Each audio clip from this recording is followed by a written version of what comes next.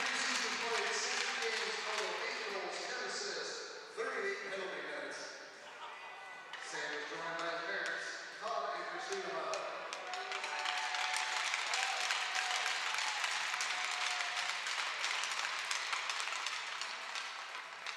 Our next senior, number 4, Justinio Bertuzzi. Preseason play, all the stats I have on it right now. Let's start out with the SRSO teammates.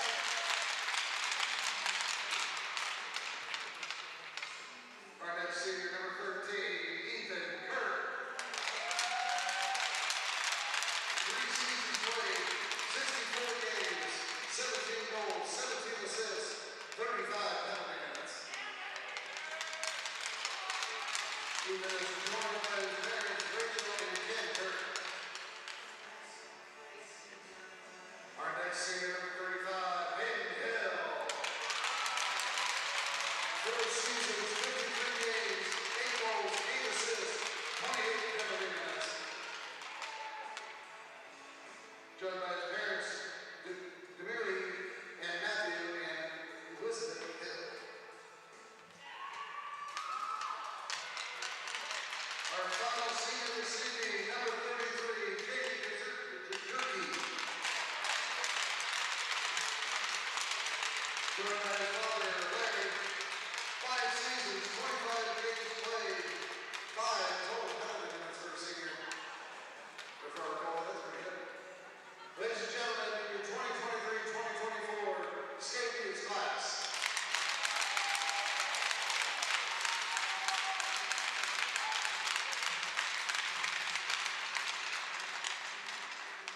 Now, ladies and gentlemen, it's time to categorize your ribbon caps as we are preparing for the play of our national anthem.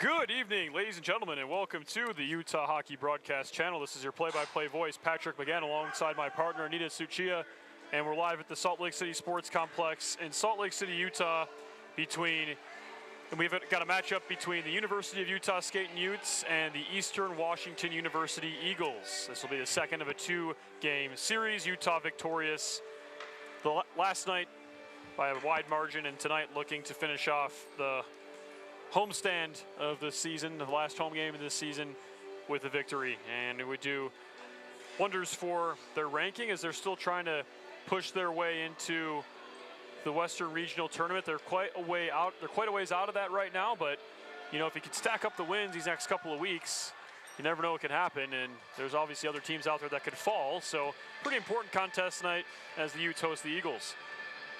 It's also senior night.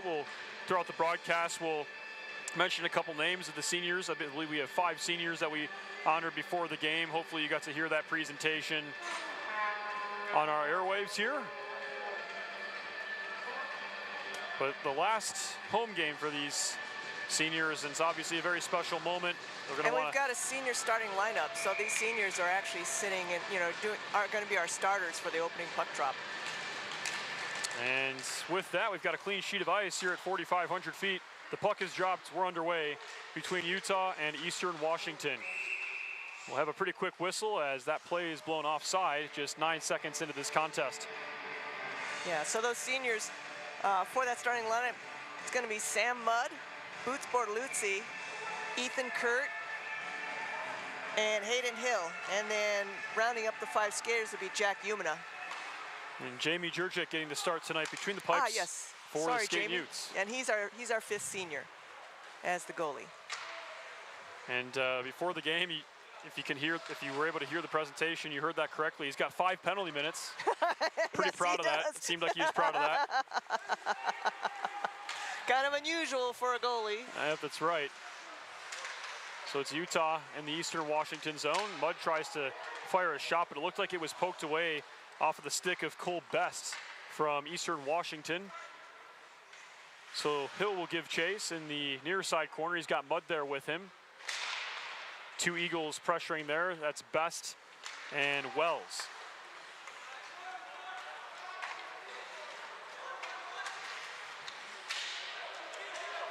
Now it'll be Lund skating that out. He fires a shot. Jurczyk gets a glove on it, and he's able to drop it immediately there for Hove. Now it's Kurt. Backhand saucer pass. Across the zone to Bortoluzzi, another senior. Utah intercepts that one behind the net. A one-time pass to shoot. They score! Utah on the board first. That and it's didn't Garrett take long. Jackson. That didn't take long.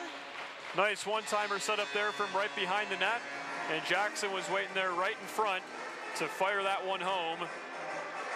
And Utah gets that first goal on senior night in front of their home fans.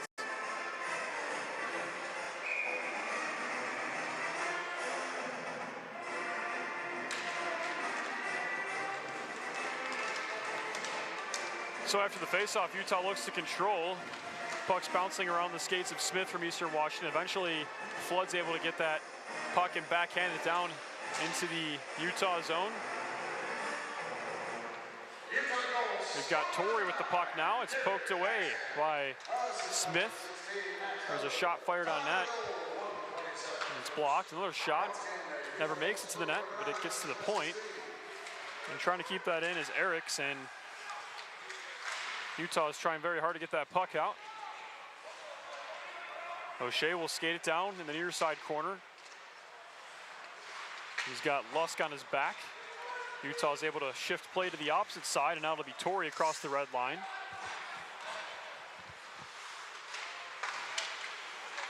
Utah still working here in the Eastern Washington zone.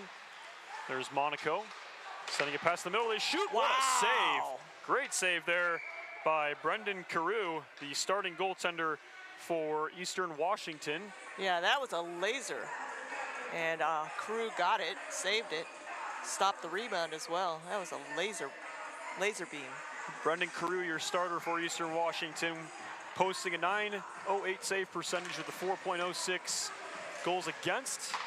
He seems to be the highest rated goaltender in terms of statistics on this Eastern Washington team. Of course, last night we saw Kennedy. Kennedy did a very good job. I mean, it's funny because he had almost no minutes coming into that game, and he did a really good job yesterday.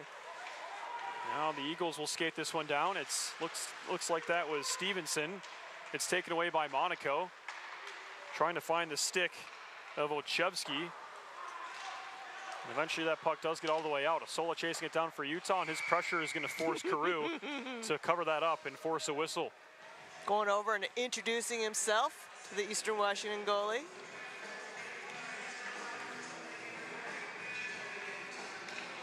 Utah getting a big win over this team last night, but Eastern Washington now more settled in here to Salt Lake, not a travel day.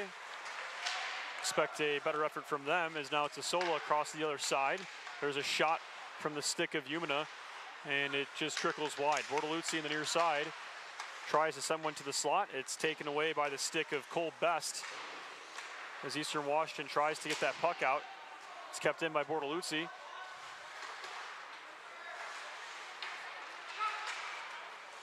Puck bounces to the opposite side. Now it'll be Umina, the man on him, and Eastern Washington's able to clear that one all the way down.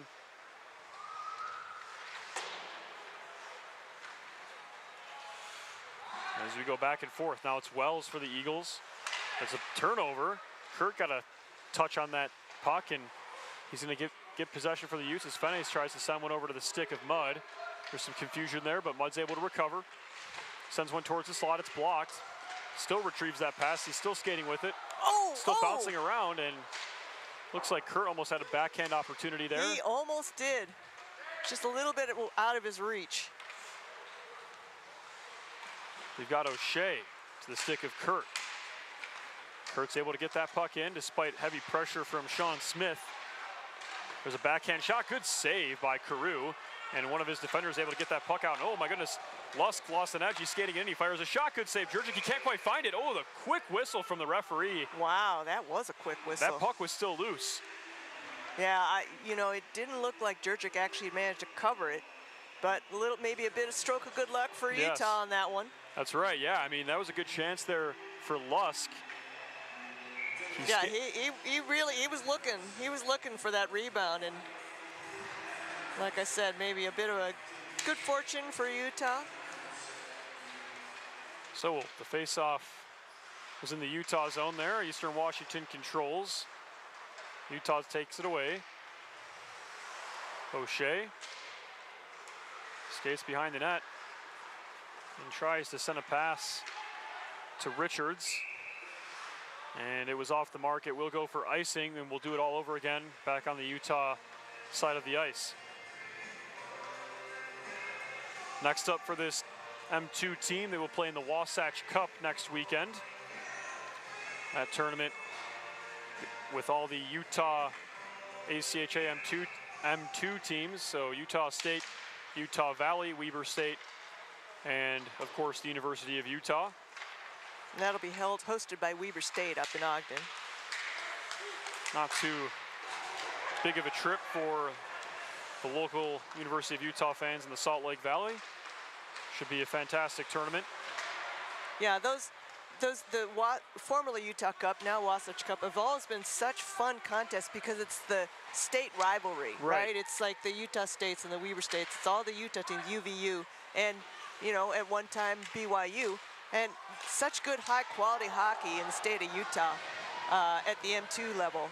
And so those tournaments have always been just a blast. They've been so much fun. They really have, and it actually got its start here. The Wasatch Cup did in, I believe, 2015 or around that time during the old M2 days for this program. Utah's got a couple of Wasatch Cups to their name. As Jackson tries to fire a shot towards the net, he finds his man. That was Monaco trying to get himself untangled. The puck kind of ended up between his skates. And of course he's being, you know, checked by an Eastern Washington player, but he couldn't quite get the puck loose and onto the blade of his stick. And you know, I mean, we've talked about this a lot, but we are so lucky and blessed in the state of Utah to have such high quality M2 hockey. And you know, I mean, right now we have the Wasatch Cup. We also have the Beehive Showcase, which brings in teams from D2 teams from all over the country. And my understanding is that's something that was started by the M2 commissioner, who, by the way, happens to be here in Utah. That's John Eccles. John Eccles being the assistant coach and coach for the, you know, many-time national visiting Utah State program, and you know, working with the other Utah coaches, we've put together this really fine multi-venue state showcase called the Beehive Showcase in November, and it's a blast to watch those teams come in from out of town. Absolutely. Last year we got to see Providence, who's typically amongst the top 5 in M2 in the country, and they came and played here. Yeah, they had a great slate this year for the Beehive Showcase, and that also included some games for the women's program here a couple of years ago. Right. Not this year, but Michigan and Amherst were the 2 big ones that came into town 2 years ago. That's right. So now it'll be Torrey over to Bortoluzzi. Over to Umina. Nice pass to Endy. Endy skates it in. Gets caught up trying to find his man. which was Umina. Asola is able to chase it down. Wiener comes in to help. It's slapped up along the boards. It's Umina. And it's taken away by Lusk. Lusk having himself a good game so far. A couple of big takeaways, scanning it down into the Utah zone. Now it's Smith for Eastern Washington. He fires a shot. It hits the side of the net. Umina over to Endy. Endy makes a very nice move. And then a very nice pass over to his teammate Asola. Asola skates it in, fires a shot. Wow, nice shot. Yeah, great shot from Asola. Just a little too high, but boy, what nice, great wrist action on that one.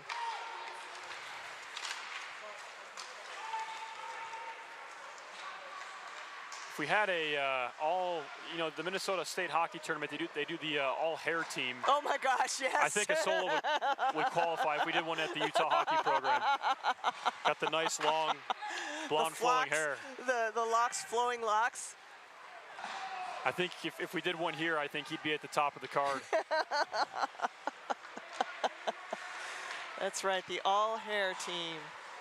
Here comes O'Shea. He fires a shot just wide. Mudd navigates a broken stick, and then Fene tries to send the rebound home, but a great save by Carew, and we have yet another whistle. 11 minutes 20 seconds remaining in the first. I thought that was going to be a goal for Fene, but man, tell you, Carew, he's on his game. Referee picking up the debris. Yeah, there's like multiple sticks and pieces of stick laying on the ice there.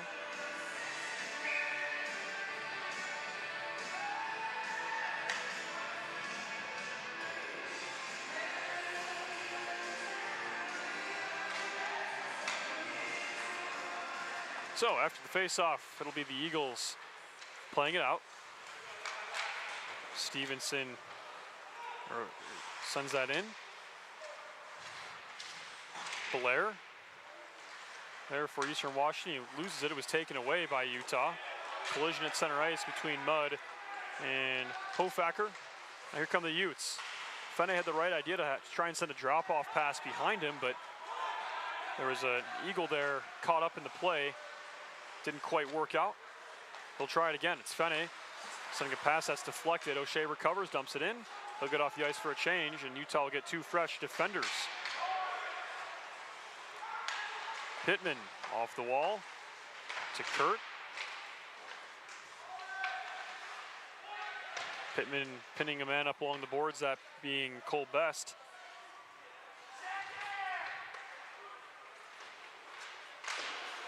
So trying to free that puck. And eventually finds its way to Olszewski, who skates it right back in that same zone.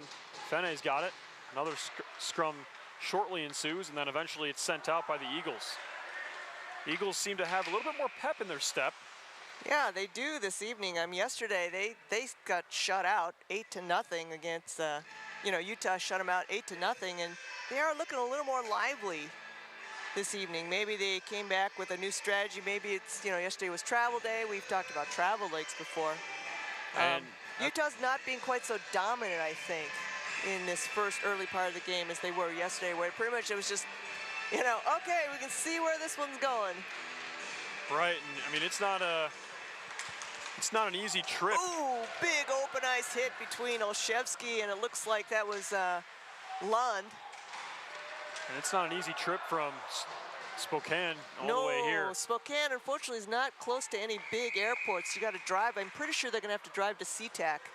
Either bus or shuttle or drive to SeaTac, and then from SeaTac hop on the flight to come to Salt Lake. There might be a short regional flight, but I have a feeling it's probably more cost-effective just, drive over to SeaTac. And it's been a long time since I lived in Washington, but I recall it being pretty far away. Washington's a pretty big state. Yeah. A lot of the states out this way got some size to them. Yep, the vast wildness of the West. That's right. In the meantime, there's a power play for Utah. Hood to the box for Eastern Washington. Looks like that was Flood. Oh, no, sorry, not Flood. Hood. Torrey in the far side corner. And we have another stick on the ice. Oh, it's not broken. It just fell down. As Utah tries to add to their tally here on the power play.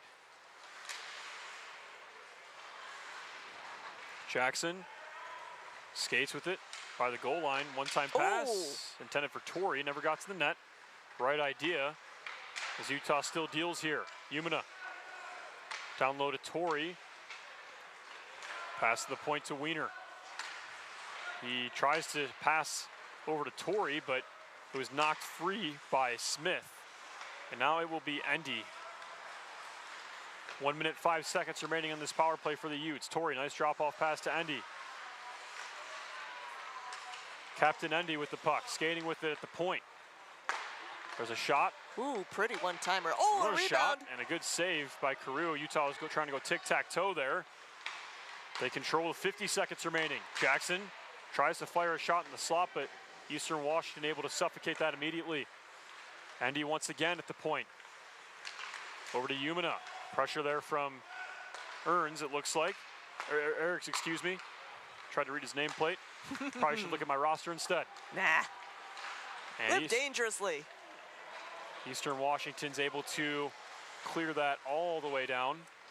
And now there will be 20 seconds remaining on this Utah power play. If they're able to hustle, they may get one more chance before Hood comes out of the box. Wiener over to O'Shea. And Fenner has a shot, it's just wide. Hood out of the box now, and Eastern Washington's back to full strength. There's a shot. Carew able to paddle that one wide. Puck pops up into the air to the near side, and it does make its way out. Utah just shovels it right back in. And now it'll be Wells. Wells over to Hood. Hood's able to get it out, but nobody home. Utah countering. It's Fene. Can't quite get a handle on the puck. So it'll be Hood once again. Hood skates it out. And it looks like Lacroix was able to get a nice stick on that, but Eastern Washington's able to skate it down and get a chance, and it's blockered away. Nice shot by the Eagles. They don't have many to start this game out, but that's one of the more quality chances we've seen from them. Here comes Hovey, though, on the counter. Skates it in, wrist one, it's deflected, sticked away, no problem by Carew. Hovey behind the net. Backhand shot from the stick of Fene. Goes parallel to the goal line into the opposite side.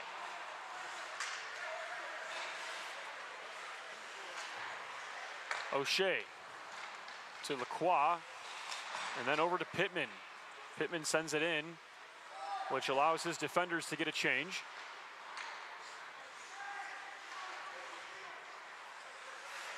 And now it'll be Utah once again. Hill over to Umina. Umina skates it in, near side half boards. Backhands it towards the net, and Carew will cover that one up.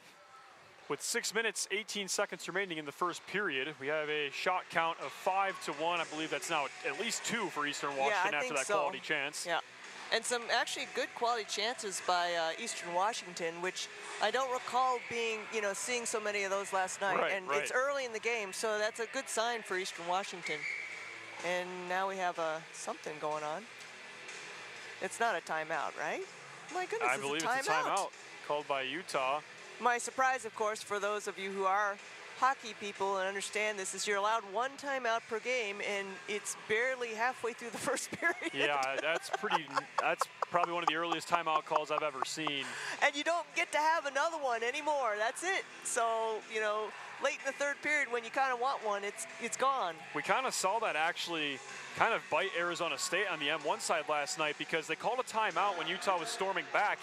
And then with 18 seconds left, they got an icing against Utah. They had a face-off in the Utah zone, but that's when you would call your timeout to draw up a play. It's like now you need one call goal. a timeout. Right, Yeah. That's when you want it. Late in the game when you want to draw up a play. That's usually, obviously basketball, football, you have more timeouts, and football it's more to stop the clock and stop your opponent from driving down the field. Basketball, you can kind of take that to set up a play. And in hockey, I think it falls along more of those lines, right? You can only take a timeout when there is a whistle and you want to draw up a play. Utah, curious why Coach Cornelius used that timeout so early, and let's hope he doesn't regret that decision later on in this contest. But regardless, as Anita mentioned, that's very unconventional to use your timeout with 6 minutes and 18 seconds remaining in the first period of 3. There's a shot from Umina, and nice save by Carew. And maybe it's those that little bit of an offensive flurry here, right? Maybe he was trying to point out, don't get carried away just because you beat them 8-0 nothing last night, right? Don't get careless and leave your goaltender hung out to dry because you're too busy worrying about bragging about how many goals you're going to score tonight. Yes. It's taken away by Pittman. And now it'll be the Utes once again. Bortoluzzi over to Hill. Hill gets a stick on it. And now it'll be Roach for EWU. Puck does make its way all the way down. Jurczyk plays it with his stick. As Eastern Washington's making a change and trying to get numbers in the Utah zone. Got an updated shot count. It is 10-2 in favor of the home team. Utah firmly in control, but there's a turnover. And here they come. They skated in. Hood, a shot. Good pass saved by Jurczyk, and another quality chance for Hood. I was just about to say Utah has been dictating play for this majority of this contest, but a couple of dangerous chances here for the Eagles. Utah coughs up a turnover, and Eastern Washington pounces on it. And they will try and skate it in. Hood dumps it in once again.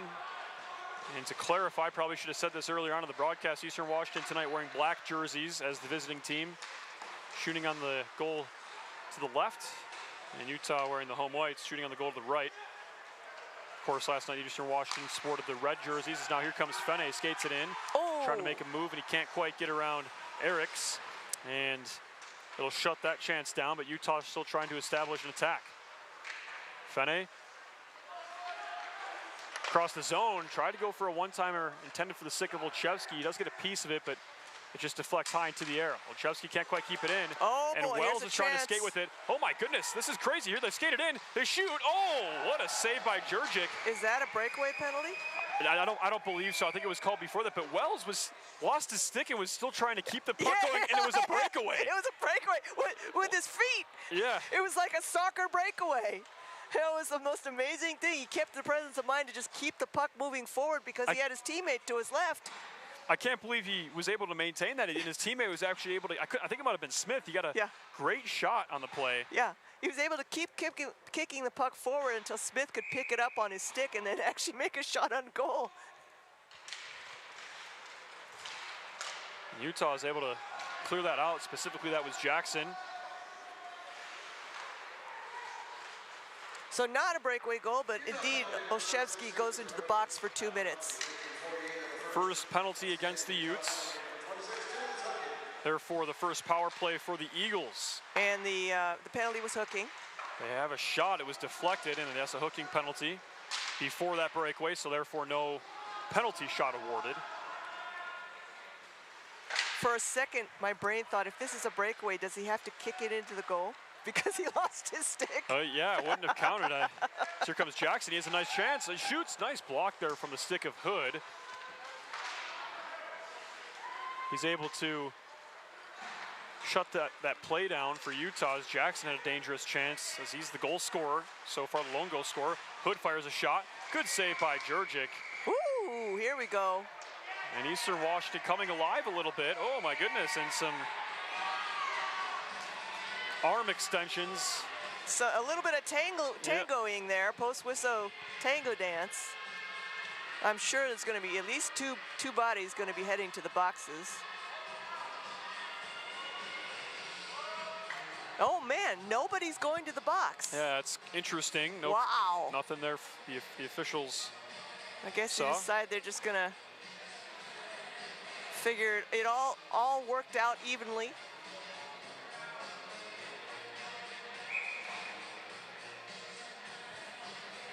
Still 1:04 left in the Olszewski penalty. So now we've got possession here for the Eagles. It's Lund. He skates it across the blue line. Torrey pushes him off the puck, and Utah's able to get that puck out. 50 seconds remaining on this power play for the Eagles. Best over to the stick of Tierney. Tierney with Torrey on him, and Torrey's just been all over the place He's a great forward, but he's also very defensive-minded in nature as well. He can almost do everything. He's got a lot of speed. He's got a lot of speed. It's one of the reasons he can go play at both ends is because he can get there first. And you saw that twice in a row there. I mean, he just chased down an Eagle and was able to push him off the puck and win possession for his team. After starting out behind him. That's right. Oh, you got a penalty coming up, and it's going to be against Utah. And to put a cap on there, talking about Torrey, I mean, it might help that he's got long legs. Of course, he's 6 foot 2 inches. So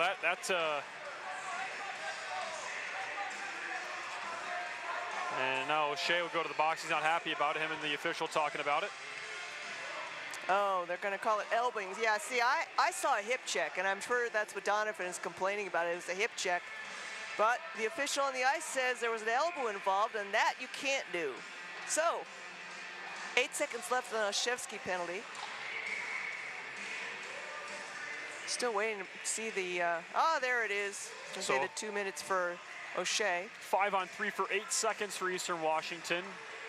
Enough to set up a shot. I say Jurczyk has got to be on his toes. This is when those oopsie accidents happen. Clean win there for it the is. Eagles. They fire a shot. Good save by Jurczyk.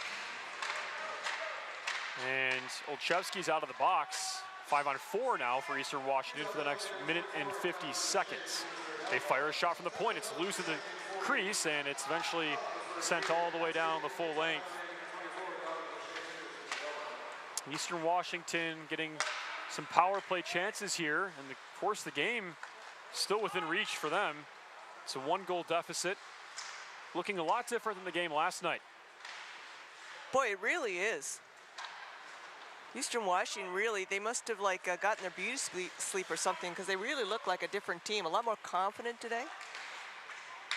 They really do. I mean, they look like a completely different team than what we saw yesterday. And it's funny because the shots on goal still looks like Utah's given Eastern Washington a beating, but that's not what we're seeing here on the ice at all. No, I mean, I do think Utah is dictating, the game. They've got more possession. Right, and exactly, more possession, more quality shots, but it doesn't matter. I mean, if you only got a 1-goal lead, you only got a 1-goal lead. You only got a 1-goal lead. You can have 100 shots on goal, and if only one of them goes in, that's right. really not very good. Right, so Utah, they've got to be careful of some of these dangerous chances that the Eagles have been putting forth here. As here come the Eagles and here at you that. Go. They skated in. Smith, nice drop-off pass. There's a shot, good stick save. I don't know how he got that shot off with two. Oh boy, that was not smart. There's a shot, good save by Jurczyk. Delayed penalty on Utah, and it's going to be checking from behind. Flood with a great chance there for the Eagles. It's going to be Boots. Bortoluzzi's going to be sitting down for 2. You could see that one from up here. And so it'll be a 5-on-3 for 48 seconds now. And Anita spot on, hitting from behind. It was unfortunately really blatant. So Bortoluzzi lost his stick, and he went to go check the player, but unfortunately the player turned around in front of him, and so when he went to go check him, he hit him right square in the back. The kid went flying, and the arm went up. So now is as good a time as any for Eastern Washington to get one back. 5-on-3. Right, even it up. For 45 seconds at this point, Best. There's a one-timer, just wide. The Eagles will retrieve. It'll be Best once again. He's at the point. Pass down low to Stevenson. Stevenson back to Best. Back to Stevenson. Utah not allowing east-west movement here from Eastern Washington. Opposite side, there's a shot, good save by Jurczyk by his pad. Yeah. Nice shot there from Tierney. As it's Tierney once again. 10 seconds remaining on this 5-on-3, 30 seconds remaining in the first. Stevenson. 20 seconds in the game. O'Shea out, 5-on-4 now. One-timer. Another one-timer by Tierney again. And it looks like Umina got a piece of that. I don't even think it made its way to Jurczyk. No, I don't think so. Jurczyk was ready for it, but I don't think it got to him. 5-on-4 here for Eastern Washington. It's turned over there. Here comes Jackson. He skates it in. Jackson fires a shot. Had a good save. It pops up in the air. And it looks like the horn's going to sound, but a quality chance for Utah just before the buzzer. And That was a rocket off of the stick of Jackson. It was, and he pounced on that opportunity. There was a turnover there in the neutral zone. He skated it all the way down and had a quality chance there for Utah. But after 20 minutes, we have a much different contest than we saw last night between these two teams. Much closer contest. It's been a great game so far, Anita. It has been. It's been very exciting. Like I said, the shots on goal, that does not indicate what we're seeing down on the ice. That's right. And so Eastern Washington firmly in this contest tonight, giving Utah all they can handle. But the Utes do have a 1-0 lead after the first period. We'll take a 15-minute break for the first intermission. Don't touch that remote. We've got more M2 hockey here from Salt Lake City. It's Utah 1, Eastern Washington 0.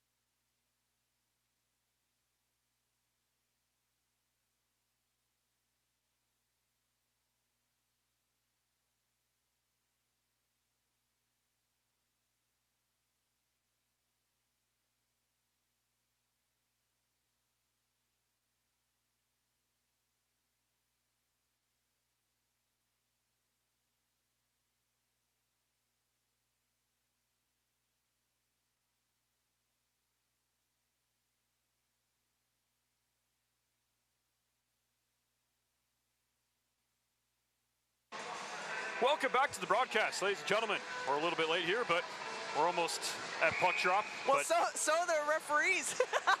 They did us a favor. They waited for us. Well, you know, in the real NHL, they probably would. I mean, the broadcast is. That's there are right. times They have TV timeouts. Right. There are times we're waiting to drop the puck because TV's not back from a commercial, but we're not quite that important yet here. No, not quite. We're working on it, but we're back here for the second period between wow, Utah. and Eastern Washington right off the get-go. Back here for Utah versus Eastern Washington. We've got a power play for Eastern Washington to start out this period. 5-on-4 for the next 36 seconds. Utah maintaining a 1-0 lead over these Eastern Washington Eagles.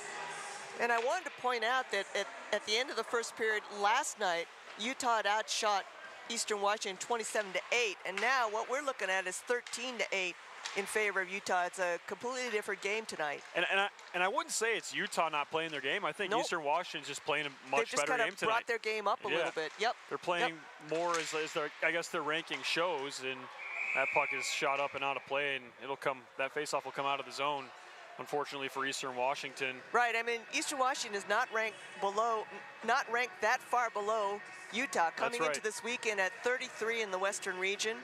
Utah being ranked 21. And you mentioned, Patrick, you know, this being so important because Utah's still trying to qualify for the Western Regional Tournament, Right. postseason tournament. If I remember correctly, and I should have written this down, I forgot to do that, it's the top 12 ranked teams, 1 through 12, in the Western region, unless there are auto bids involved. I think the number 1 and number 2 seed of the region just automatically don't have to go to the tournament, I believe. Ah, you're right. So then it becomes the go- top 14. yeah. Less, unfortunately, there are some auto bids that could impact the Western Regional qualification slots. Right. And So being at 21 is kind of outside the bubble you want to be at. They're like just close enough to somewhat be in the conversation, but it would they would have to jump probably Yeah. at least 5 or 6 slots and get Which- into that 15-16 range to even be considered. which is hard to do, and especially at this late stage of the season. right, never say die. I think they're close enough to make a little bit of a run at it. If they swept the Wasatch Cup, that would be absolutely massive for them, playing Weber State and Utah State. If you get wins over those two programs, you would move up, and it would be close. But regardless, there's still a lot to play for. And this team's still going to, compete in the Pac-8 conference as well. As here comes Jackson, he skates it in, has a shot. What a save! Oh my goodness, Carew makes a huge save. As Utah's still on the attack. But to put a cap on that point, Utah last year finished runner-up in the Pac-8, losing in the championship game to the University of Washington, the neighbor of Eastern Washington. Same state, and so Utah very much wanting to get revenge, and they will get their chance as the weekend after the Wasatch Cup. So next weekend's the Wasatch Cup. Weekend after that, Utah will go up to Eastern Washington to play in that Pac-8 tournament. Pac-8 tournament. Now, the downside for Utah in the Pac-8 tournament is that their opponents, aside from University of Washington, aren't ranked above them in the ACHA, so not going to give them nearly as much help as playing in the Wasatch Cup, where they'll be playing against the Utah State, the Weber State. I believe Montana might be there as well. I'm not 100% sure. I could be wrong about that. But that's a good point, Anita. Like the Wasatch Cup almost looms more important than the actual your conference tournament, because the conference this year not as strong as it's been in previous years, and so the Wasatch Cup's going to be your really time to shine moment if you can get those wins there. But however, there's something to be said about winning your conference and winning a championship, right? So that's also important as well, and this team will get up for that, and we'll be excited for that. And trust me, they want to beat Washington more than anybody. Whenever you talk to the guys in this team beginning of the season, what games do you have circled? Oh, we're excited to go play up in Washington. Oh, we want to get back at Washington. I mean, it's been Washington's conference, and Utah has been on the rise and not too far behind. Utah's right behind them. If you look at the ACHA rankings for the Western region, University of Washington's only 19, and Utah is right behind them again at 21. So I mean, Utah. It's kind of misleading to think that Utah is. Or I shouldn't say misleading, but it's a little bit confusing, because you'd say, well, they're ranked second in the Pac-8 and they're right behind Washington. However, when you look at the national rankings, right, they've dropped down in the national rankings to the point where they're going to have to really scramble and get lucky to qualify for the Western Regional. Yes, they are going to need some help to, I mean, at this point, no matter what, they will need help to get into the Western Yes. Regional. Even if they win out from this moment on, they still need help to even get there. Which Yes, there's and no helping some of the teams above them have to lose. Yep. So we'll see how it all shakes out. But tonight, it's still a close game. 1-0 Utah. They've got to win this one first to even, you know, be in that conversation we've been talking about for the past few minutes here. Sola passes it across the zone to Endy. And he's able to backhand that puck deep into the zone. Sola transitioning over. He still stick handles with it. Point pass to Lacroix. He fires a wrister directly into the shin pad of Hood. Yeah, whoops. And it'll be picked up by Bortoluzzi, luckily for Utah. Those kinds of shots are what drive dangerous counterattack plays for the opposition. Right, that unexpected rebound. And sometimes those defenders that are blocking those shots, they're able to take that puck in stride and get a breakaway. So shot selection is important. You can't just shoot it whenever you want. You got to find that lane. As now it will be Utah. Mudd skates it in. Lusk got a piece of that puck. As Utah now charges into the Eagles zone. Puck does come out once again, forcing Utah to reset. O'Shea plays it against the boards. And deep into the Eastern Washington zone. They play that puck towards the near side. It's taken away by O'Shea. Kurt plays it back to O'Shea. He's got a man on his back. Utah has it in front. There's a backhand chance for Mudd as Utah still controls. Pass goes to the point. Olszewski, a shot, hits a shin pad, but it still gets deep into the zone for Utah.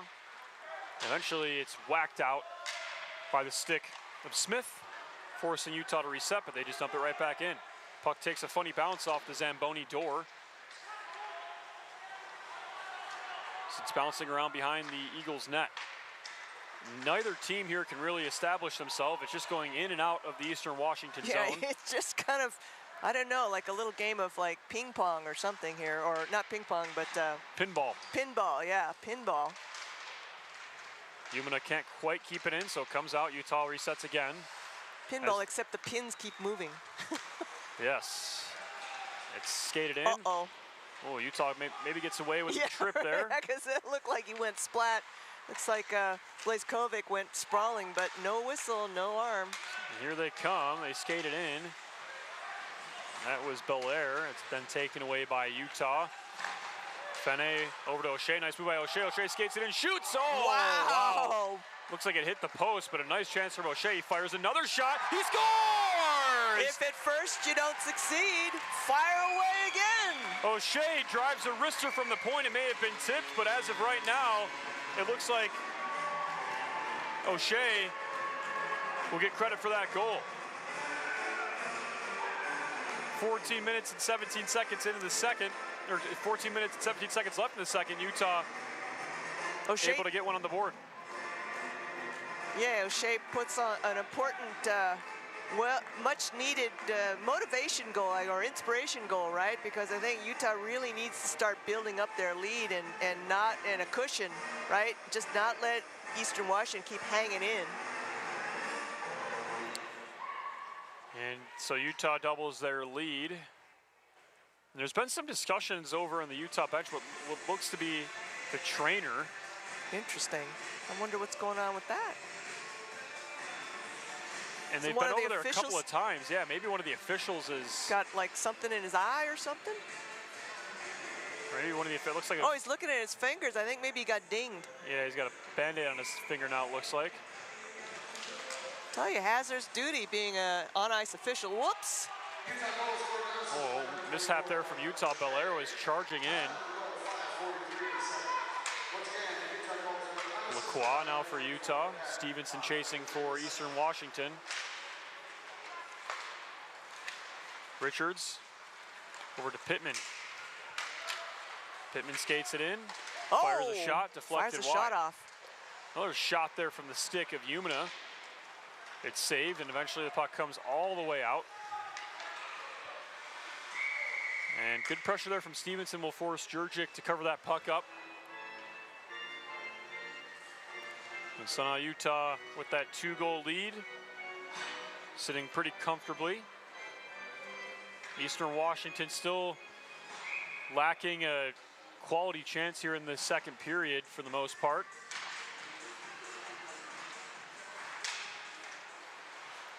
And there's a shot, and Jurgic gloves that one up, makes it look easy.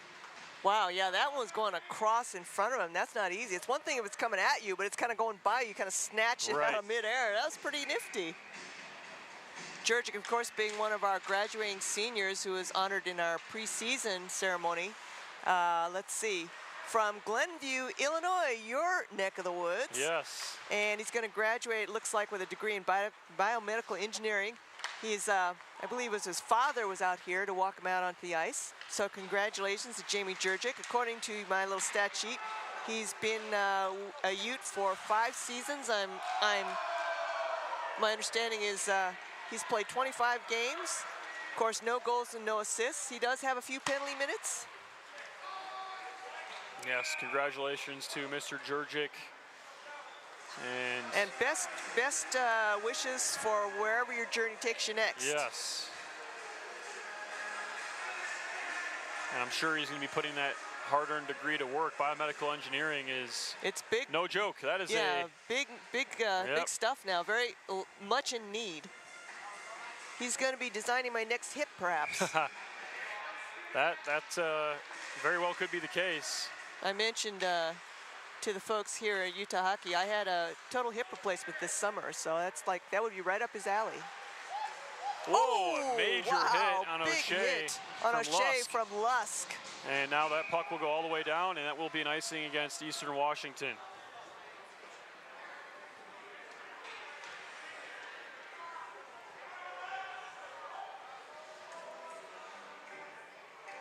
So Looks Utah like will we get have a change. a line change, yep. And then coming onto the ice, another one of our seniors. It's Boots Bortolucci. He hails from Southern California, San Diego. Looks like he's going to graduate with a degree in economics and business. And he was accompanied, I believe, by Renato and Carey for his seniors recognition before the game.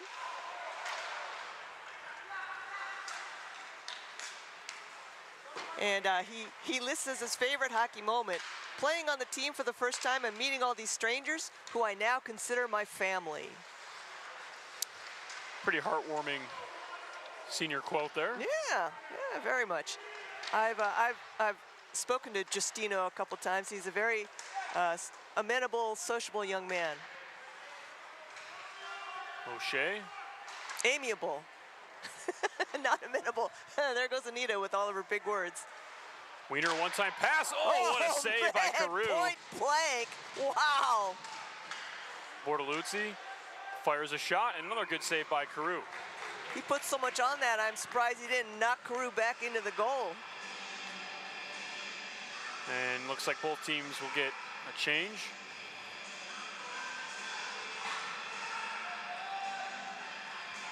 And now another senior comes on the ice with that change. It's going to be Sam Mudd. Sam Mudd, also from California, Laguna Hills, and he studied architectural studies. So I guess he's going to be building bridges and buildings once he launches out into the great wide world of professional career.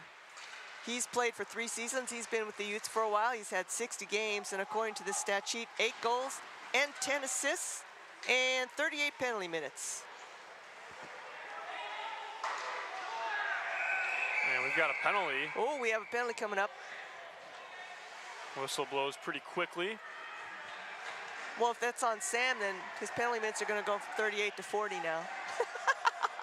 And it is. And he's going to go into the it box. will be Mudd. You know, Sam, I didn't mean to call you out so you would do that. But it's offsetting penalties. Looks like Jaden Hofacker is also going to go into the box. We're having a little discussion here. And by the way, I know that the Eastern Washington coaches, they were so nice. They were helping me with pronunciation before game 1. And I know you've got a pool going on waiting for me to screw up that name. And I'm going to promise you, I'm not going to screw it up. So, you know, put your hands back in your pockets. So I did not. Oh, he's doing a verbal. Too bad. I say I didn't see a hand signal on those penalties. Let's see what we got. We ought to get rid of that door at the scorer's table. That shouldn't be there. NHL ranks don't have that door, and the referees just find a need to open the door and verbally give the penalty. Yeah, right. Give us the signal. That all the good folks at home want to know what the penalty is. That's right, and we can't tell them unless we can see it. So it looks like we have 2 penalties, 1 on each team. So we've got 4 skaters on the ice for both sides. Okay, so it sounds like for Hoffaker, it's going to be, I'm sorry, for Hoffaker, it's going to be 2 minutes for cross-checking, and for Mudd of Utah, it's going to be 2 minutes for interference. So offsetting penalties, 4-on-4. Iwina over to Fene. Fene stick handles. Pass goes over to Olszewski, who fires a wrister, and it's a good save by Carew.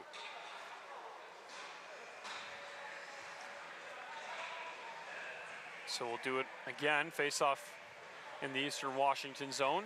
1:17 left on these offsetting penalties.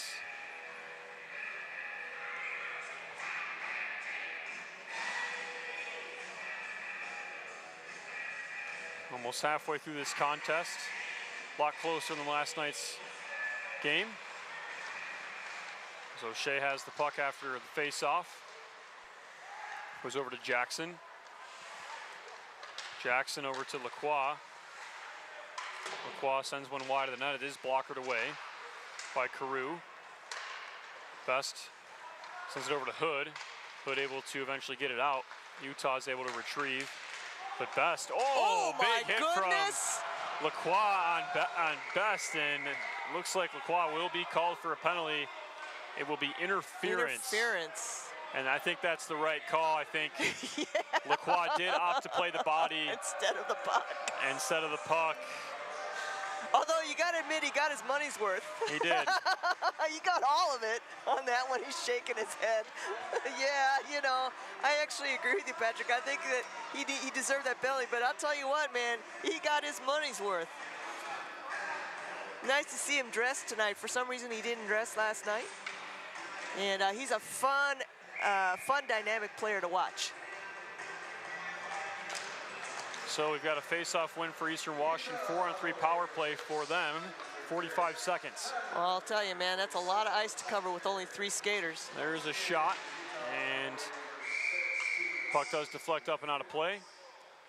So the face-off will stay in the Utah zone as it hit a Utah stick and went out.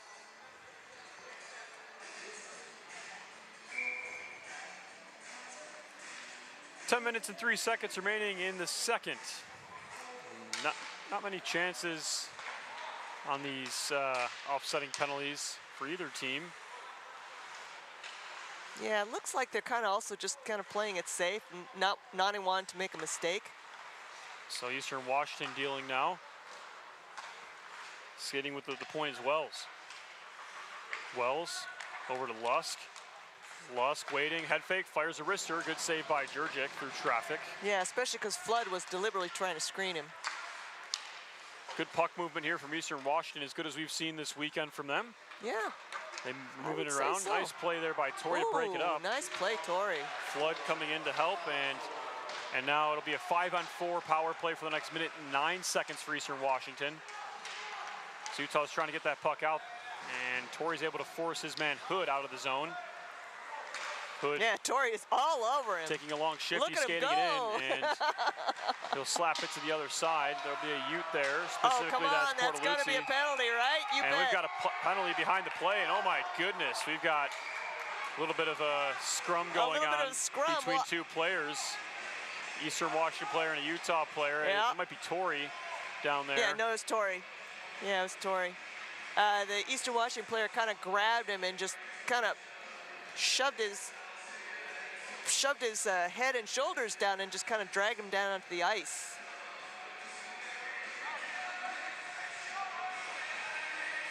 Torrey will get a penalty from that. Yeah, I think Tori's saying, look, man, the guy had me by the head. What do you want me to do? He's got me by the helmet. What am I supposed to do?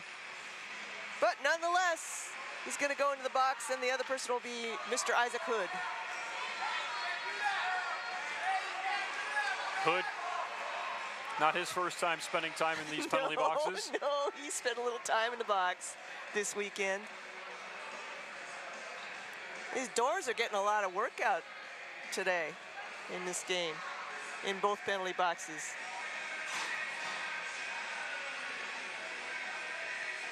All right, so we're going to skate 4-on-3 for a little longer, it appears.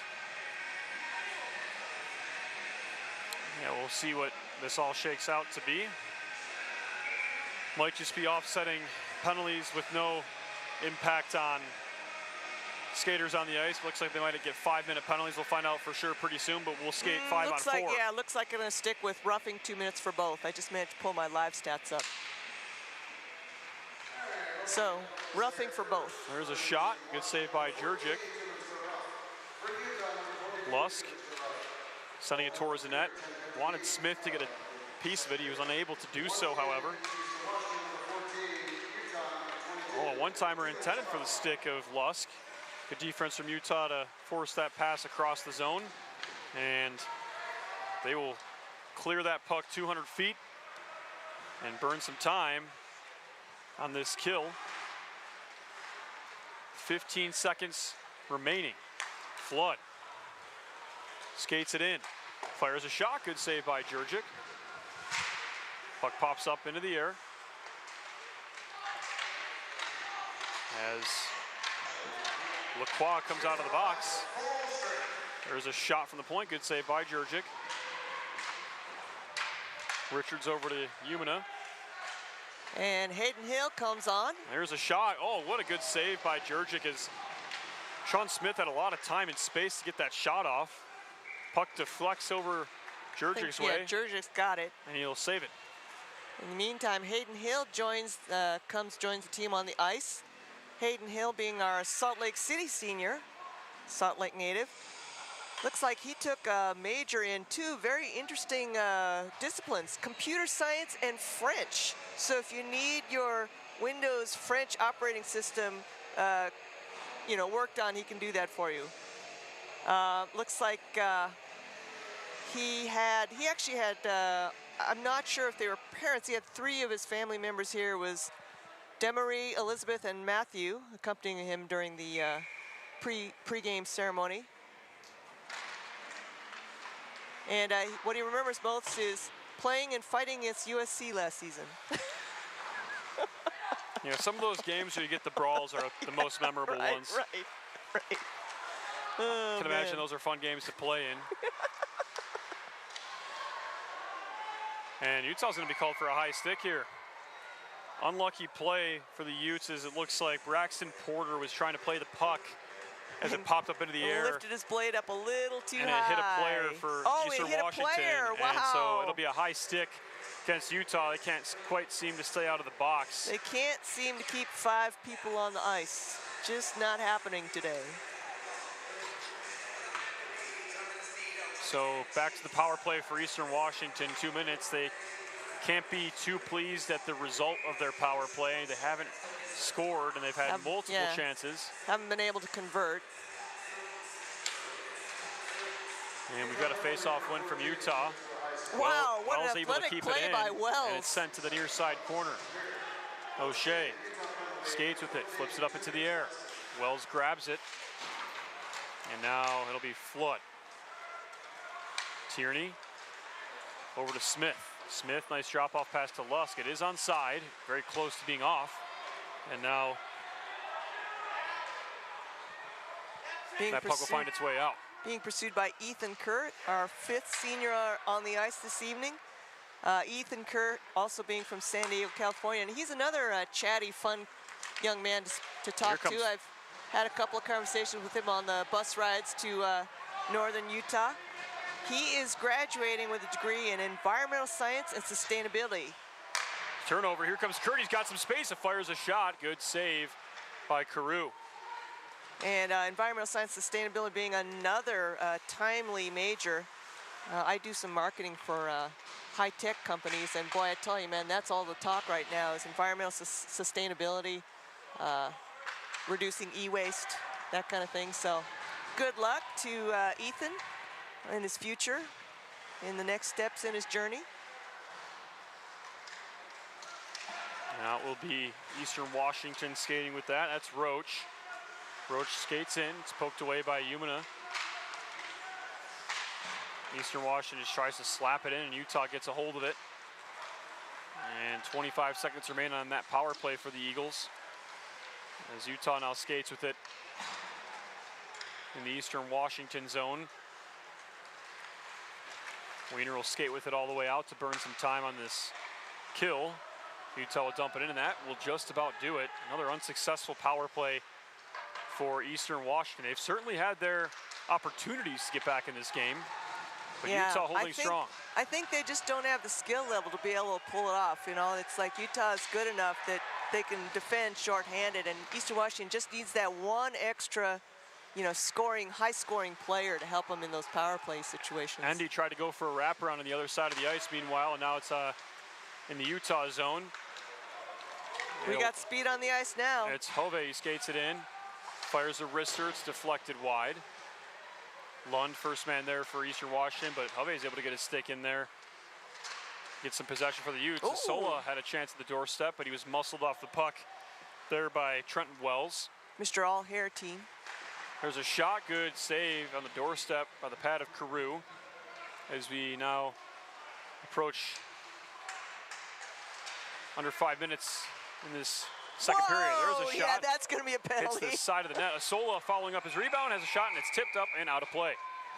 This time we will have a penalty against Eastern Washington, and that'll be their captain heading to the box, that being number 23, Trenton Wells.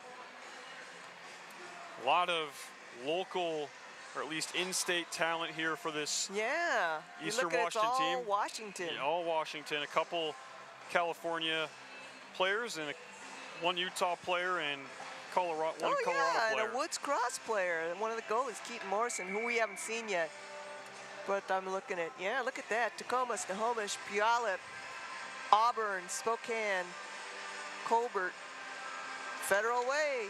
Yeah, lots and lots of Washington teams. Jackson over to Wiener. Eastern Washington able to clear that puck out. We've got Umina. Umina skates, passes it over to Wiener. Wiener skates it in. Point pass. Umina over to what looks to be Jackson, one of the goal scorers for Utah. Now it'll be Endy, who fires a shot, never gets the net. Utah's able to recover. Endy once again. 70 seconds on this Utah power play remaining. Wiener at the goal line, can't make a shot. One-timer for Endy, he shoots. What a save by Carew, and what a quick shot there from the stick of Zeke Endy. And what a lot of traffic. I mean, Carew makes a save, and he's just literally got two white jerseys standing right on top of him. Great concentration there. Great save. 3 minutes, 39 seconds remaining in the second period. At 1 minute, 5 seconds remaining on the Utah power play. Goals not as easy to come by tonight for Utah. Yeah, they're not. And, you know, looking at the shots on goal, right? Like now Eastern Washington has 14 shots on goal to Utah's 2. So Eastern Washington, again, just making a much better showing tonight than they did yesterday. Nice couple of moves there. From what looks to be. Oh, here's a play on the breakaway. Oh my goodness. Jurczyk takes a big chance and it pays off. Now he came right out and challenged across him. The blue line. Stick handling over to Hove. What's the space? Hove, one-timer, they shoot, they score! Richards buries it. So, Evan Richards scored his first goal as a Ute last Saturday. He scored his second goal last Sunday. He scored his third goal last night, Friday, and now his fourth goal. 4 games, 4 goals in a row for Evan Richards. He is on fire lately. He's on fire and right what a setup, now. though. That's a And what a setup. He barely had to tap it in. I mean, Fetty totally set him up. Or Hove, sorry, totally set him up. And it's like all he had to do is just tap it in. That's teamwork, folks. And that'll be a power play goal for Utah. And that's a case where the assist almost gets more credit Plays than large, the goal yeah. because that was a beautiful Yeah, setup. It was funny because Hove really did do all the work. And then Rich just tapped it home. Kurt, And we have another penalty coming up, and it's going to be a delayed penalty against Eastern Washington. Hill pinned up along the boards. Mudd able to go back and retrieve it. Whistle will blow, and Utah will go back to the power play. It's going to be Hood this time. Elbow. Man, he's been in the box at least three He's been in times. the box a lot. Maybe we should just give him a little nameplate on the bench. Yeah, that is Hood. This is Hood's spot. we've got a really nice Utah crowd, and they're just letting them have it right now. It's pretty funny. The penalty box attendant and Hood have to at least be on a first-name basis of some sort. yeah, right? Hey, you again? Umina at the point, It's fires like, a dude, shot. man, the bench hasn't even gotten cooled off yet for the last time you were here. Point pass to Umina. He stick handles over to Wiener. Endy. Wiener. Nice pass in the slot. Pretty. Nice move. Oh, what a shot there Jackson. from Jackson. Unable to convert. Torrey.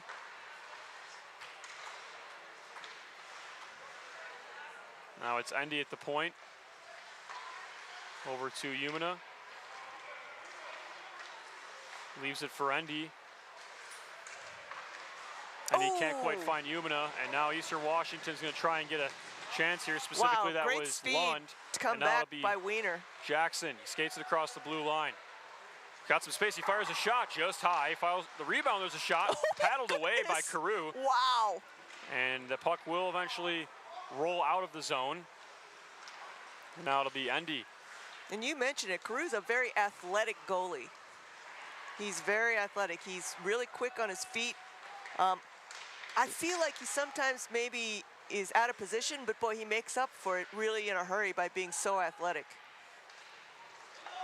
Jackson, pass over to Endy, but it hops over his stick. Whoops. That's one of those unfortunate things where the puck just has a mind of its own. Nice pass Wow, to what a Umina. pass He to can't quite Umina. handle the pass, and it is onside, but he can't quite handle it. Yep, too bad. Umina to the goal line. Pass to a solo, rips one, hits the helmet of Carew, and Ouch. Eastern Washington's able to send that puck out with 20 seconds remaining on the Utah power play. Asola. Pass over to Fene. Fene skates it in, trying to fire a shot. He still has it, and eventually it's broken up by Flood.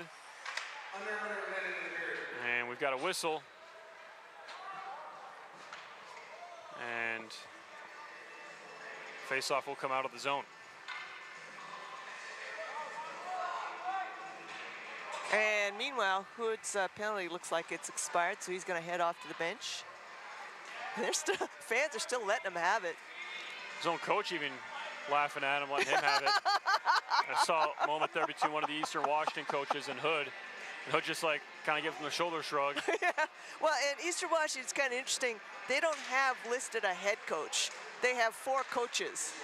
And like I said, they were very nice before game 1. We had a nice little chat. They were really fun. They were really nice group. Really enjoyed chatting with them. Pittman skates with it. Nice pass over to Hill. Hill gets a touch on that puck. Pittman over to Hill. He's still hanging on to the puck. There's a pass to the Wow, point. that was And it's taken away. Now really here comes hard Eastern pass. Washington the other way. They're skating it in with a chance. It's Wow, Lund. He has a shot. Good Bortoluzzi. save. And oh my goodness, a pile up in the Utah net. Bortoluzzi was the man of the hour, man. He prevented that breakaway from being just a one-on-one. He just totally tied him up and kept Flood from just bearing down on Jurgic. Bortoluzzi will skate it in across the line.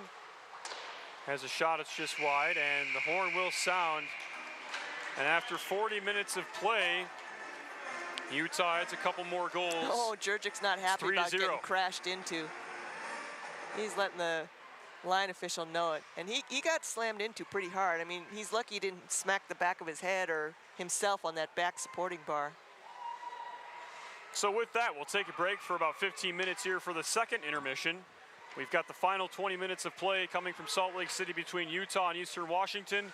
We'll see you back here in just a few moments. It's Utah 3, Eastern Washington 0.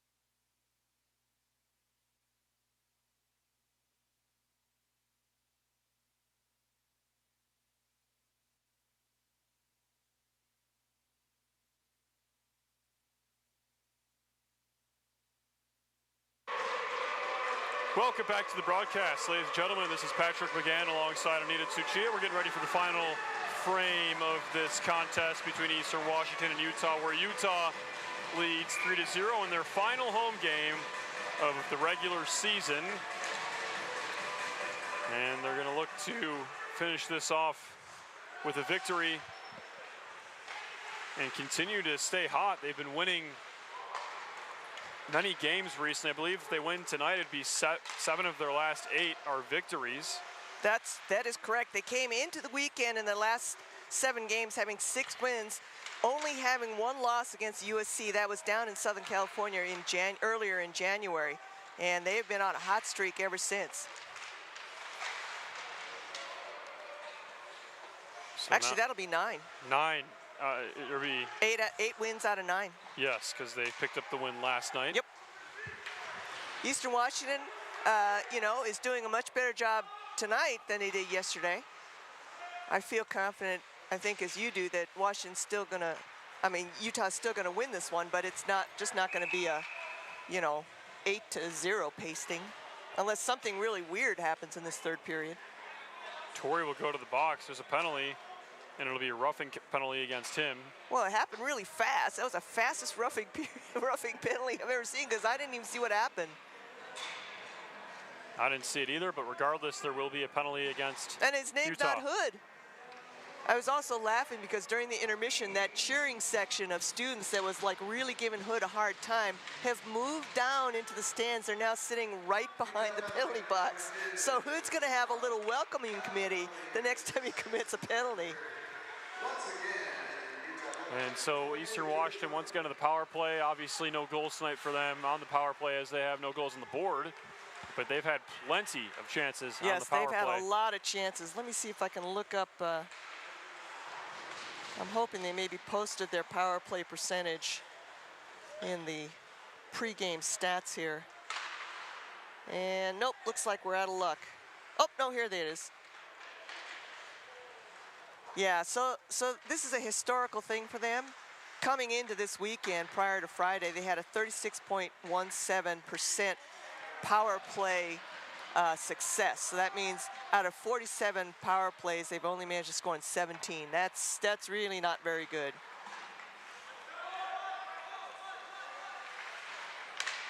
And they will break it out from their own end, but can't connect on a couple passes. So now it'll be Porter for Utah. Giving it over to Asola, but it's poked away by Hood. Porter gets his stick on it. Smith's able to poke it away and pass it over to Wells. Wells dumps it in. I think we've managed to play, now that I think of it, almost every university in Washington with an ACHA team this season. There's a shot from Asola, a good save by Carew. Yeah, you know what? That went through the legs of the defender. So She scores! Asola, what a wrist shot! He nets it top shelf, and Utah takes a 4-0 lead. Classic Asola, where he's always thinking, always heads up. The first shot doesn't go through. He skates around behind the net, gets back into position for the rebound, and that one does not miss. Nice shot from the stick of Asola. And Utah continuing to lay it on. And that will be a short-handed goal for the Utes. Yeah, that's a short-handed goal. They still have 19 seconds on the penalty kill.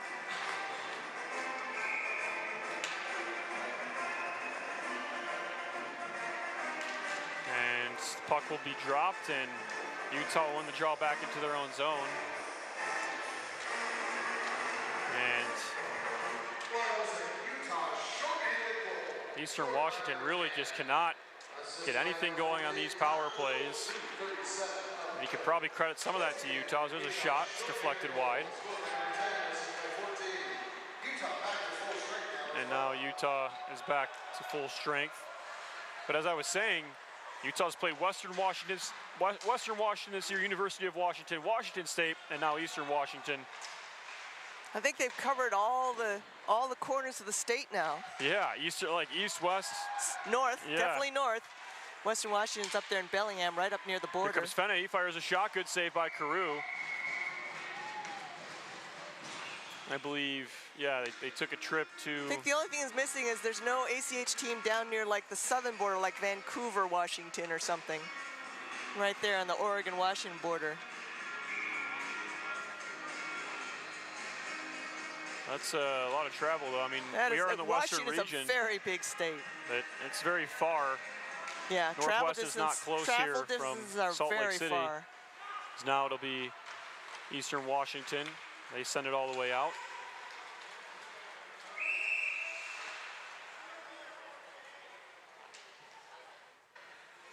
Yeah, the Pac-8's got a pretty large footprint for an ACHA conference, and that, I mean, part of that's due to the nature of just The West. West Coast, right? There's a lot more separation between your cities. You can't just go from Philadelphia to Washington, D.C. or New York or But you whatever think it about is.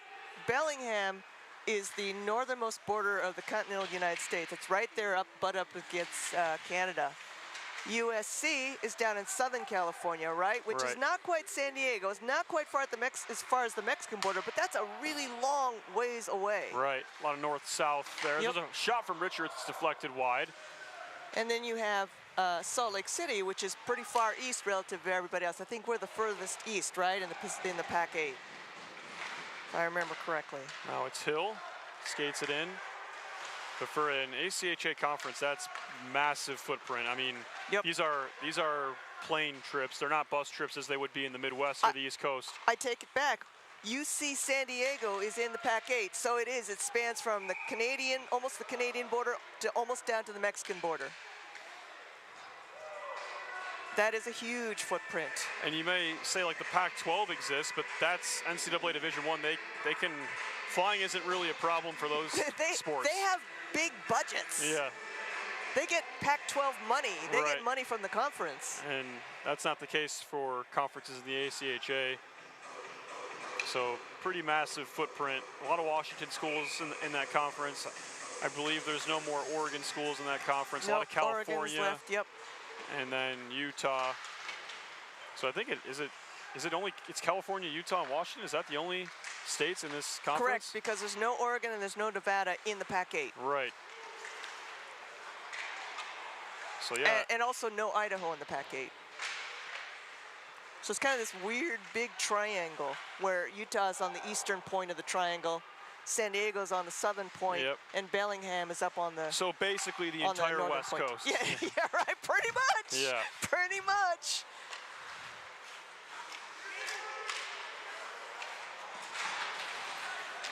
I mean, really, if you weren't counting Utah, right, then the easternmost school would probably be Eastern Washington University in Spokane. Yep.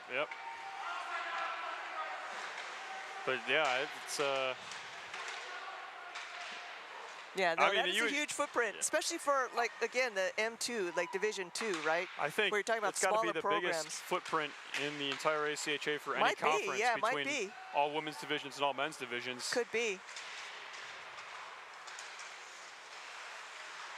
There's a shot, and it'll be immediately cleared the full length by Bortoluzzi, but that will be icing. Probably not the thing you wanted to do, actually. So the faceoff will come into the Utah zone.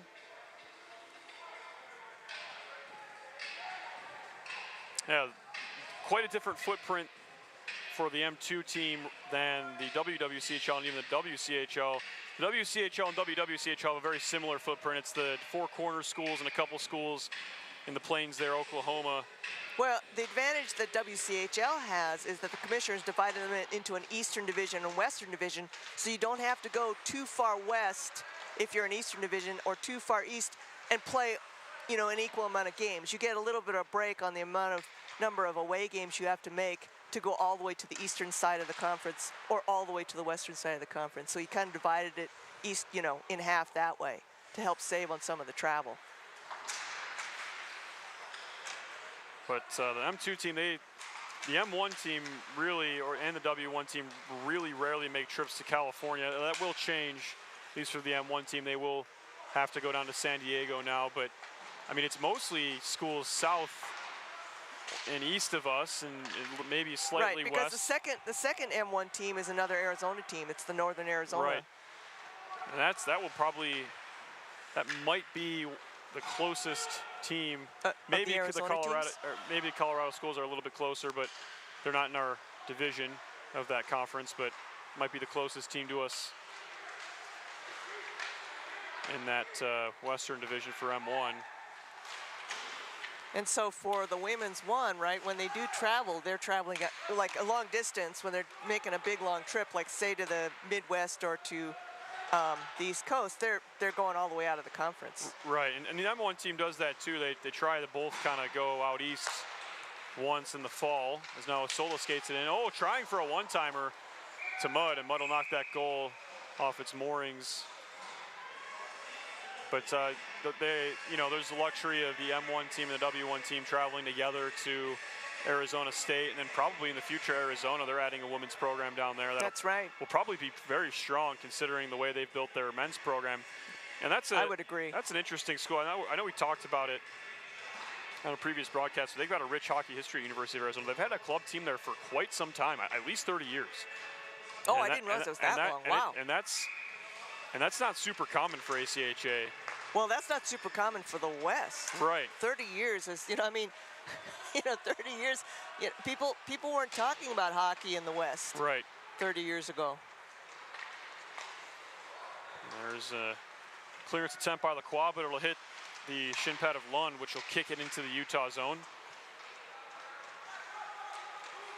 Lacroix skates with it. Makes a nice move at center ice. He still manages to hold on to that puck, and he'll just dump it in. Get a shot off. Oh, I guess he was dumping it in, but boy, it was pretty close to on goal. And now it'll be Hood. Hood skates it in for Eastern Washington. Makes a move around Kurt. Can't quite complete it. Puck's bouncing. Umina can't handle it, and then it's dumped in eventually by Hood. Now it's Lechevsky. Long stretch pass. Umina. Here comes Umina. Skates it in. Umina makes a move. He scores! What a move by Umina! Jack Umina makes it look easy. Gets by the defender, takes that beautiful stretch pass straight from foot to blade, and then dekes out a defender, dekes the goalie, makes him look silly, and just gently slides it home. And those, to me, are the prettiest ones. The wristers that you try, when you have a breakaway, I think the coolest ones are when that puck just slowly slides in because you just fake the goalie out completely. Yep. No chance. Take your time. Just, there's my opening. I'm just going to push it home. And Umina being one of our defenders, he's one of the ones, again, like a Monaco, like Delaney on the M1, who can skate and shoot and puck handle. And he didn't get too cute there. He just, made the right move, and it slid right in, making it look easy, and it's not easy. No. But Utah adds their 5th of the night as we approach the 11-minute mark of the third period. And what has been a more closely contended game with everything being considered when you talk about last night's game. Yeah, it's kind of getting a little bit, Utah's starting to run away with a little bit, but you look at it, we only have about 9 minutes left, or 10 minutes left in the third period, so Eastern Washington has hung in there for, 2.5 periods. And I think if you're Eastern Washington, the coaching staff, there's a lot of positives you can take away from this game in comparison to yesterday's game. And yeah, especially comparison in yesterday's game, which is just not a happy. We've got a whistle. Result for Eastern Washington. It's going to be Eastern Washington. Oh, no, it's not. Interference against Utah. Oh, Specifically, that'll be Pittman heading to the box. Reed Pittman's going to have to go sit.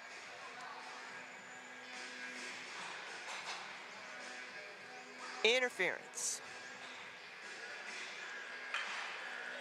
I had a nice little chat in the intermission as well with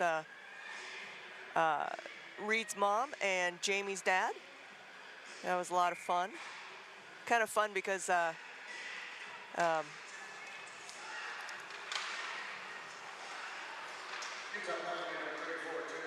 believe it was Larry Jurgic is in town for seniors night, since Jamie is one of our graduating seniors. So Utah plays out against the wall. It'll be Jackson. He scored the first goal of the game. Looking for another, peels back. Still skating with it, dishes it over to Hovey.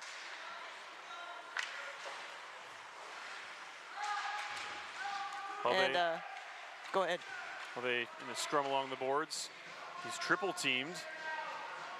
And Utah okay with this. It's just going to burn some time. He's just pinning the puck against the boards, and he's got 3 Eastern Washington players and trying to dig the puck out, and he's holding his own against up, and there he goes down to the And Jackson gets it, he skates it out, still skating with it, and Utah just burning time.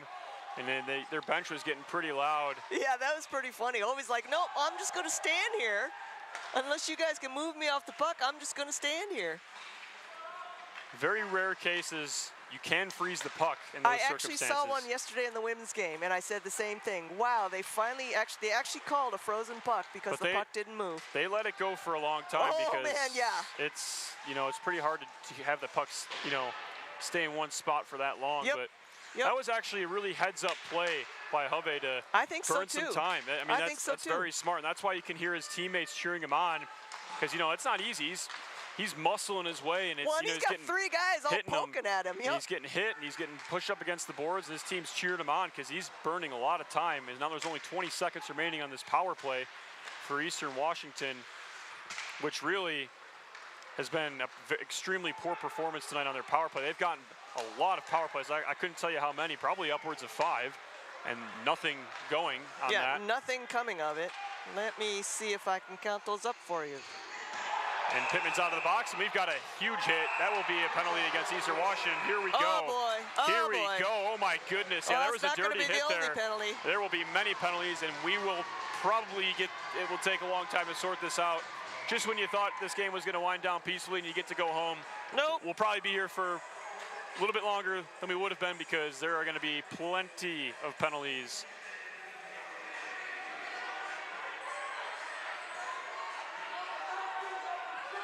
And so we've got our first man heading to the box. That will be 19 in black, Joe Lusk for Eastern Washington.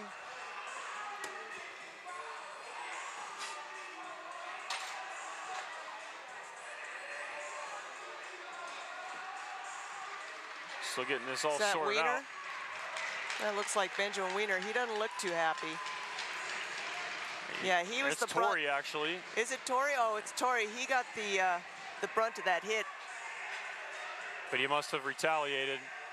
Oh, there was a lot of elbows and arms and forearms flying around. So leading up to that little skirmish, Eastern Washington had 9 power plays. Wow, 9. Over the game, yep. 9. And unable to score on any. That's going to bring their percentage way down. Yeah. Yep, 0 for 9. Yeah, if I'm Eastern Washington, that's the first thing we have a chat about that the next time the team has their And when you sit down for film this week, that's what you talk about. You got to get at least 1 of 9. I would say at least 2 of 9. Yeah. Right? And 2 of 9, that's only 45%, right? That's only no, 2 of 9 wouldn't be 45%. It'd be less than that. But I'm sorry. No. My math is terrible. Yes, you're right. I'm sorry. It's 2 divided by 9. Yeah. So less than 20%. Yeah, right. So, I mean, yeah, it. Don't ever let me do math for you folks out there. Don't let me count out your change. If you can go 3 for 9, that'd be a solid night on the power play in my eyes. That's like a 33%. Yeah, I'd say that's pretty good. But 0 for 9 is pretty tough as we still try and get this all sorted out. We've got Torrey in the box for Utah. We've got. I mean, fortunately, if you think about it, 0 for 9 is 0. Is 0%. It is, and we've got 2 players in the box for Eastern Washington. We've got Joel Lusk, and then we've got another. I can't quite get his number. Got some fans in the way there. Got some fans in the way. They were eagerly waiting to be able to cheer somebody on in the penalty box here. As we still talk this over. Yeah, we're still sorting it out. I wonder if we're going to have any majors, any 5-minute majors assessed.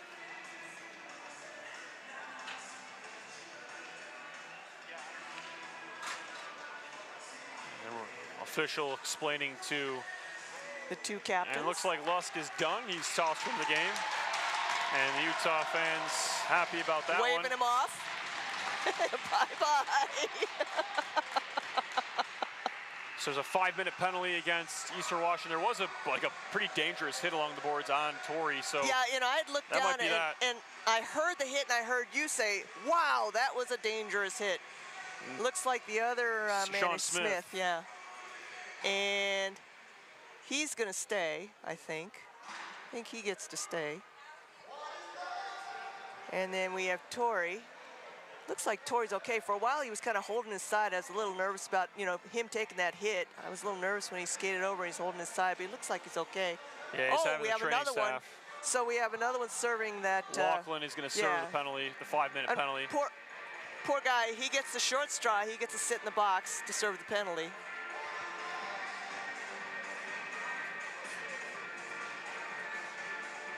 Now, I think, again, you know, the important thing here for Utah is to not let their emotions get away from them.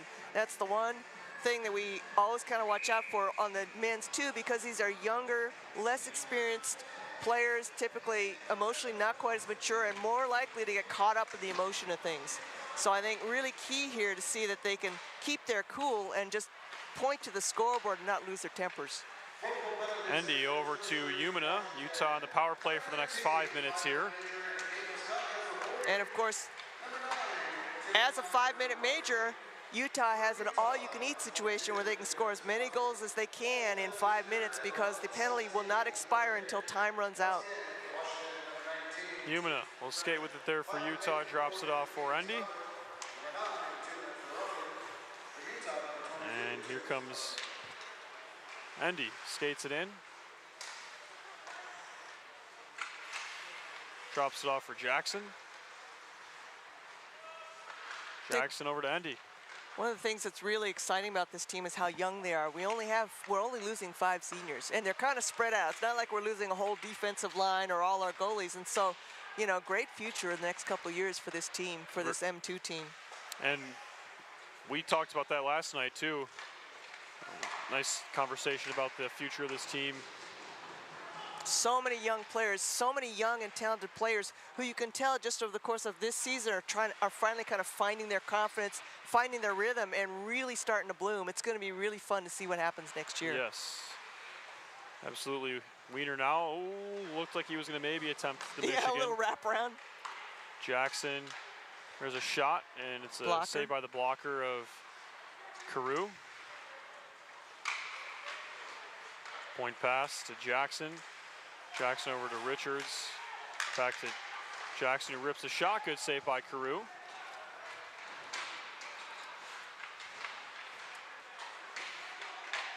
Pass over to Richards.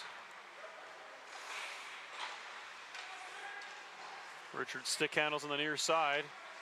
Fires a wrister. Oh, Was that was intending for that close. to get deflected. It never got deflected. It goes out of play. And so now we'll have a stoppage with 6 minutes and 41 seconds remaining left in this game. And Smith gets out, so now that just leaves the 3 minutes, or 2:58, on the 5 minutes against Lusk.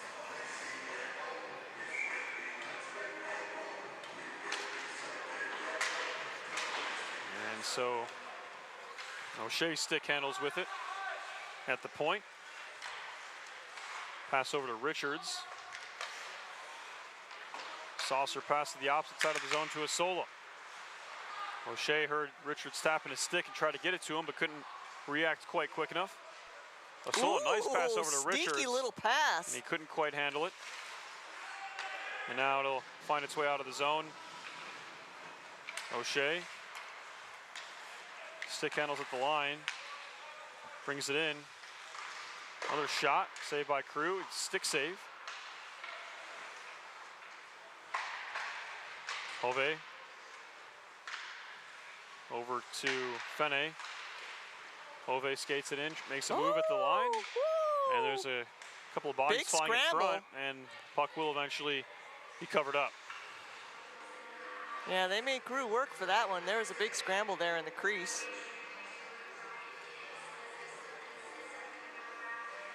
Two minutes and 6 seconds remaining on the Utah power play.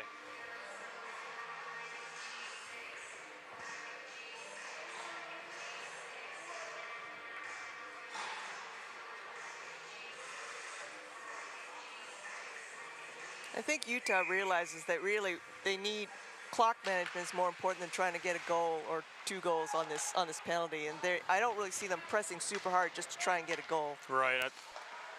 I mean, I think the objective here is just let this time wind down. Right, 5-goal lead. I mean, you don't, like you've said this before, you don't want to get hurt. You want to risk some kind of stupid penalty where you then end up missing the next game. Whoa, what a move by Fene. Tried to have a shot there at the last second, didn't quite convert. Intends for Isola to have a one-timer, but it's eventually knocked away, and the puck will slide the full length with 90 seconds remaining on the power play for the Utes.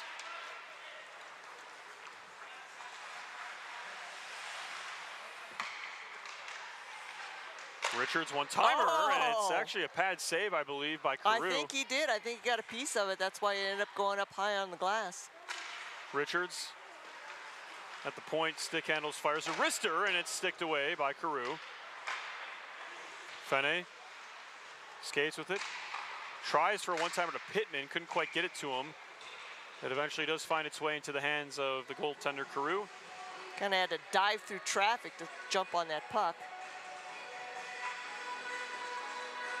So under 5 minutes to go here in the third, and Utah surely going to skate this one to victory. 58 seconds remaining on their power play. And so with tonight's win, as Anita said, that's 8 of 9 games with a W. Only loss coming in Southern California to the University of Southern California earlier this January. So there's Endy, fires a shot. Good save by Carew. There's a pass. One-timer intended for the stick of Jackson, but he didn't quite get enough on it. Yeah, he didn't, and I think maybe he wasn't quite at the right angle. Jackson fires a shot as Endy again. really made a nice pass to Jackson at the doorstep. Endy still stick handles at the point, fires one to, was intended to be tipped, but it goes well wide. Yeah, Pittman's positioned himself in the perfect spot for a deflection. And There's a wraparound chance for Jackson, and he didn't quite convert. And now Eastern Washington will send the puck all the way out. And that looks like it's going to wind down the major, 5-minute major, and Laughlin heads to the bench. And he gets all the way across, and man gets out there for Eastern Washington.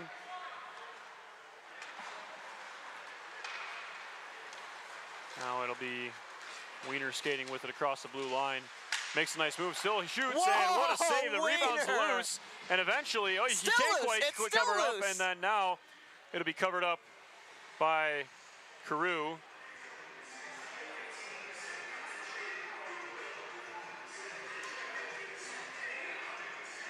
Three minutes and 19 seconds left in the third.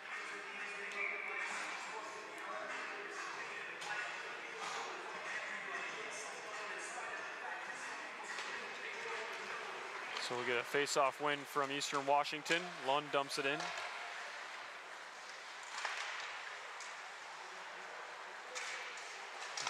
Eastern Washington sends a shot towards the net, and Jurczyk makes a nice save. And good heads-up play by Jurczyk, because that puck, I don't think anyone was planning on having it come back towards him. He was expecting to go out towards the circle and just kind of hit somebody and rebounded back towards him. So good heads-up play there.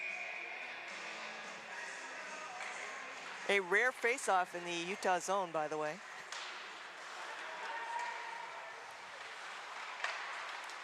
Pass saucered across the zone. Ooh, there's a big hit from Hood. And that one is clean. Hill's slow to get up. Hill's slow to get up. It's going to leave a mark. Yeah, that didn't feel so good. Covered in snow as well. Yeah. Hill skating after that puck. Tierney with it, with Hill on his back. Hood, center ice, drops it off, and now here comes Best. He'll skate it in. Best wrists one, and it's deflected wide. Utah fires it out, and we will have a whistle.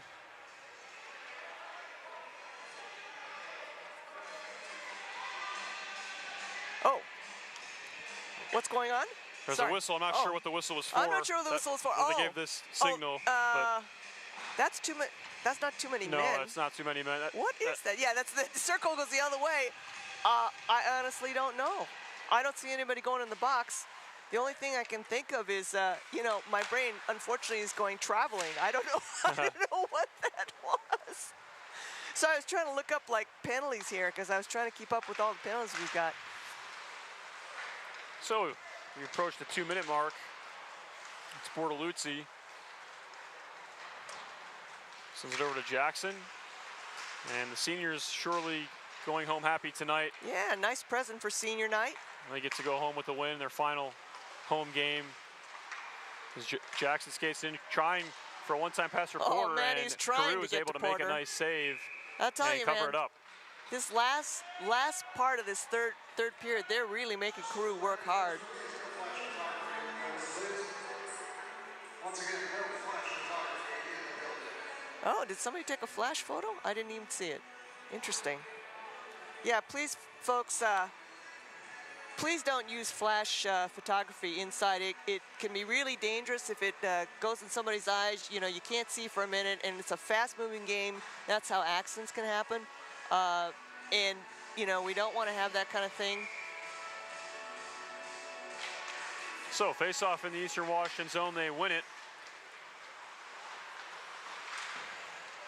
They're trying to get it out. Osola keeps it in.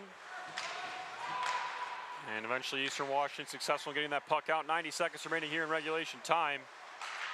Utah looking to do something quite impressive. I wanted to wait until the very waning moments of this game as that puck's deflected up and out of play with exactly 80 seconds on the clock.